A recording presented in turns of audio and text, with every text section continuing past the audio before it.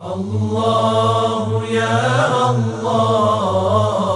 الله سبحان الله الله يا الله الله حمدا لله. اعوذ باللہ من الشیطان الرجیم. بسم اللہ الرحمن الرحیم. الحمد للہ رب العالمین والصلاة والسلام علی اشرف الانبیاء والمرسلین وآلہ الطیبین الطاہرین المعصومین. عزیزان گرامی، ربوبیت میں توحید اور وحدانیت کا معنی اور مطلب کیا ہے وہ ہم نے اپنے معزز سامعین کی خدمت میں گزشتہ پروگرام میں پیش کیا ہے، اور اس سلسلے میں مثالیں بھی دیں، اور مثال کے ذریعے مطلب کیا ہے ربوبیت میں توحید اور وحدانیت کا، اس بات کو واضح کیا گیا ہماری طرف سے سامعین کرام کے لیے. اور اب آئیے ہم سلسلے گفتگو کو آگے بڑھاتے ہیں. اور بیان ہوا پچھلے پروگرام میں کہ ربوبیت جو ہے، کتابوں میں جب آپ مطالب دیکھیں گے ربوبیت میں وحدانیت اور توحید کے مطالب، تو وہاں ربوبیت جو ہے وہ اسکالرز نے، علماء نے،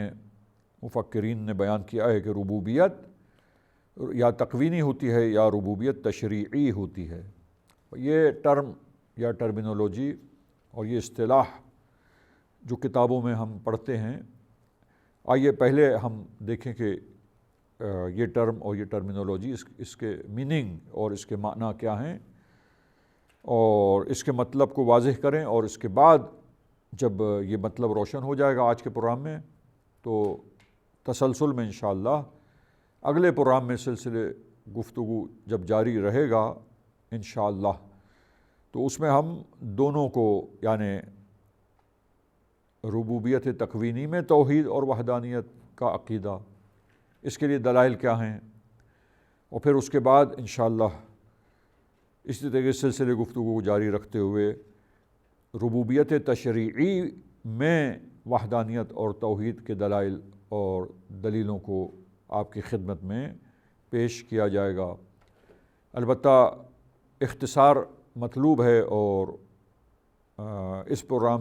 یہ پروگرامز جو ہیں اس میں بہت زیادہ ہم تفصیل میں وارد نہیں ہوتے اور بہت زیادہ تفصیلات پیش نہیں کرتے، لیکن اس حد تک ہم جو ہے مطلب کو پیش کرتے ہیں اختصار کے ساتھ، تاکہ جو عقائد ہیں وہ دلائل کی روشنی میں اور دلائل کے ساتھ ساتھ وہ عقائد جو عقائد ہیں بیان ہو جائیں، اور ہمارے معزز ناظرین و سامعین کے لیے بات واضح ہو سکے. اب آئیے ربوبیت تکوینی اور ربوبیت تشریعی کی یہ ٹرم جو ہے، اس کے لیے واضح کریں کچھ مثال دے کر ہم اپنے سامعین کرام کی خدمت میں کہ ربوبیت تکوینی سے مراد کیا ہے. تو ربوبیت تکوینی دیکھیے، تکوین تشریع یعنی قوانین اور شریعت اور دستورات بنانا انسانوں کے لیے، کہ انسان ان دستورات کا پابند ہو جائے، انسان ان قوانین کی پابندی کرے، ذمہ دار ہو. یہ انسان کی ذمہ داری ہو کہ وہ قوانین کے سلسلے میں رعایت کرے، قوانین کی پابندی کرے، واجب ہو اس پر. تو یہ اوامر و نواہی، یہ دستورات، یہ قوانین انسانوں کے لیے بنانا تاکہ ان اوامر اور نواہی کے مطابق انسان زندگی گزارے، ان کی پابندی کرے، اور دستورات الہی کے ذریعے انسان جو ہے وہ اپنی زندگی گزارے. دستورات الہی پر چلتے ہوئے انسان کو زندگی گزارنی ہے، اور پوری زندگی میں ان دستورات کی پابندی کرنی ہے، اس کے مطابق چلنا ہے اپنی عملی زندگی میں. لہٰذا یہ تشریع یعنی قانون بنانا، تقنین، قانون گزاری، قانون کو مرتب کرنا، قانون بنا کر انسانوں کے لیے پیش کرنا کہ انسان ذمہ دار ہو اور پابند ہو اس چیز کا کہ وہ ان قوانین کی پابندی کرے، ان قوانین پر عمل کرے، یہ ہے تشریع۔ اور تکوین قوانین سے ہٹ کر یہ عالم، یہ کائنات، یہ مکان و زمان، لہٰذا یہ کون و عالم اور یہ مکان و زمان جو کچھ ہے عزیزان گرامی، یہاں تکوینی طور پر انسان اور دیگر مخلوقات پیدا ہوتی ہیں، لہٰذا یہ انسانوں کی پیدائش، اسی طرح تمام مخلوقات عالم کی پیدائش اور ان کا وجود جو خداوند متعال کی طرف سے انسانوں کو ملتا ہے عزیزان گرامی، تو یہاں اللہ تعالیٰ پیدا کرنے والا ہے، اور وہی پیدائش کے بعد جو کچھ نعمتیں اسے ملتی ہیں مخلوقات کو، اور جو کچھ چیزیں تکامل کے لیے اور کمال پر پہنچنے کے لیے اشیاء کے لیے ضروری ہے، اور وجود میں کس طرح وہ آئے گی، کیسے اس کے وجود کے مقدمات فراہم ہوں گے، اور پھر جب وہ چیز وجود میں آئے گی کس انداز سے، کس زمانے میں کیسے وجود میں آئے گی، یہ سب تدبیر، اور پھر وجود میں آئے گی تو وجود میں آنے کے بعد اس کے اثرات کیا ہوں گے، اس کے اثرات جو مرتب ہوں گے، اور کس انداز سے وہ اس عالم میں دوسری چیزوں کے ساتھ مربوط رہے گی، اور مربوط رہ کے وجود میں آنے کے بعد مراحل طے کر کر کیسے جس زمانے میں اس کا وجود ہے، جس زمانے میں وجود میں آئی وہاں سے لے کر جس زمانے تک اس کا وجود ہے، وہ پورے وجود کے زمانے میں، وجود کے وقت میں یہ موجود کس طریقے سے اس کے لیے تمام تدابیر ہوں گی، کیا کیا اس کی بقا کے لیے جو ضروریات ہیں وہ کس انداز سے کیسے سب فراہم ہوں گی، اور وہ دوسروں کے لیے کیسے کام آئے گی، دوسروں کے لیے کیسے مفید واقع ہوگی، اور دوسروں کے ساتھ مربوط ہو کے مرتبط ہو کر کیسے ایک نظام برقرار ہوگا، یہ سب تکوین ہے عزیزان گرامی، یہ تمام چیزیں تکوین میں آتی ہیں۔ بس یہ کون و زمان، کون و مکان، جی تو یہ عالم کون میں، عالم زمان و مکان میں یہ جو کچھ باہر ہم دیکھتے ہیں، حقیقت میں یہ چیزیں جو نظر آتی ہیں، جو ان کا وجود ہے عزیزان گرامی، یہ سب تکوین کہلائے گا۔ لہٰذا یہ تکوین میں یہ ربوبیت اور تدبیر اور مدبریت اور یہ سارا انتظام، مقدمات وجود فراہم کرنے سے، پھر وجود میں لانے سے، اور وجود میں لانے کے بعد جب تک اس کا وجود چلے گا وہ کس طرح مربوط و مرتبط رہے گی، اور کس طرح اس کا نظام و انتظام چلے گا، یہ ساری امور کی تدبیر اور یہ سارے امور کو انجام دینا، انتظام کرنا عزیزان گرامی، یہ ہے ربوبیت تکوینی۔ ایک انسان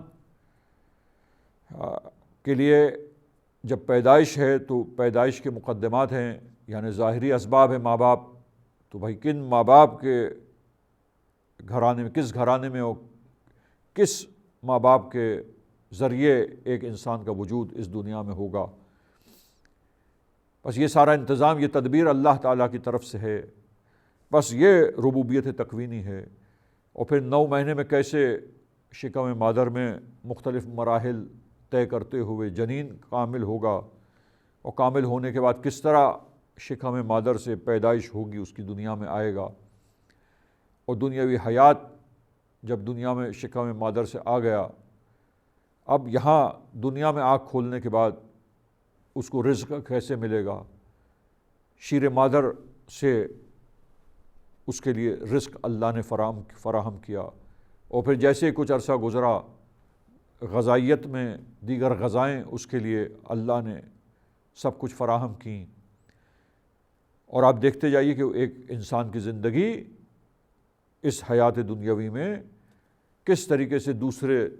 تمام جو اس کے اطراف میں دوسری چیزیں ہیں ان کے ساتھ مربوط اور مرتبط ہیں، ماں باپ کے ساتھ، بھائی بہنوں کے ساتھ، دوسرے انسانوں کے ساتھ، اسی طرح اس کی زندگی